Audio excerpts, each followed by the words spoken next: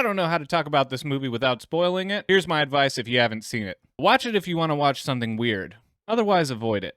Welcome to the channel. My name is Oreg, and I like horror movies. The good, the bad, and the weird. We are going to talk about James Wan's Malignant, which is sort of a shiny disaster. It follows Madison, who loses her child after an altercation with her abusive husband, who is mysteriously murdered later that night. Two detectives try to get to the bottom of this strange story as things get weirder and weirder. So let's talk about what I liked about this movie. It's very pretty. It's got some, real cool camera work. There's a very cool technical shot where they're panning through the house from an aerial view, going room over room. Makes me think that the house was designed specifically for that shot.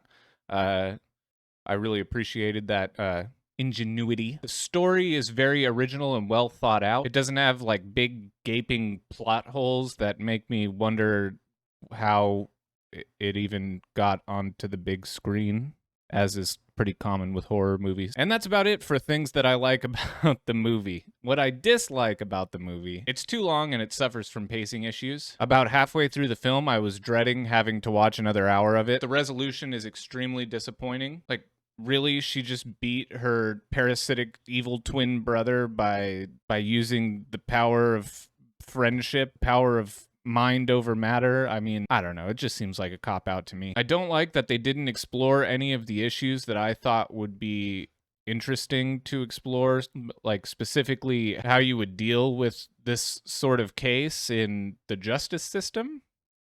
I don't know. That was what I was thinking about during the movie, that would be a very interesting thing to explore.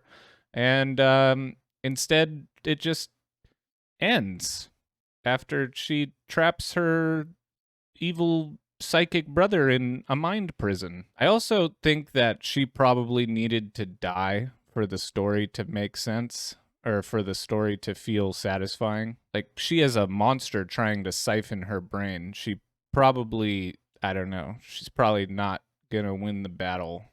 Maybe the whole film is a metaphor for dealing with trauma, although the solution being to compartmentalize seems a little counterproductive. I appreciated the idea and the execution, and trying to do a sort of modern take on Italian giallo horror, I guess, was the inspiration for this film. I think James Wan is a very good horror director, and I won't count this film against him, especially trying to do something creative and getting a big budget to do something a little wacky. But I think this movie blows. I honestly can't even rewatch it to get good notes, so this is the final product for me on the review, which is lackluster. I didn't have high expectations for this film, but I did have expectations and they were not met. I would give this movie like half a star out of 5. I haven't ventured into halves yet, but this, I mean, I want to give it 0. It's not an easy watch. It's not entertaining. It's not fun. It's creative, and there are moments that are cool. I think that scene in the one doctor's apartment where the like stabbing is going on and the like arm work because she's like backwards is like, I think that's kind of cool, because you're like, you don't know the whole thing yet, and like, so this is happening and you're like, whoa. But anyways, it has its moments, but it's not great. Oh god, I didn't script out my outro. I do things. I have a blog. I stream on Twitch on Saturdays, maybe Tuesdays and Thursdays, but probably not. And I try to do horror movie reviews, at least 3 a week. And I also have a full-time job, so it's challenging. Thanks for watching, and I'll see you next time.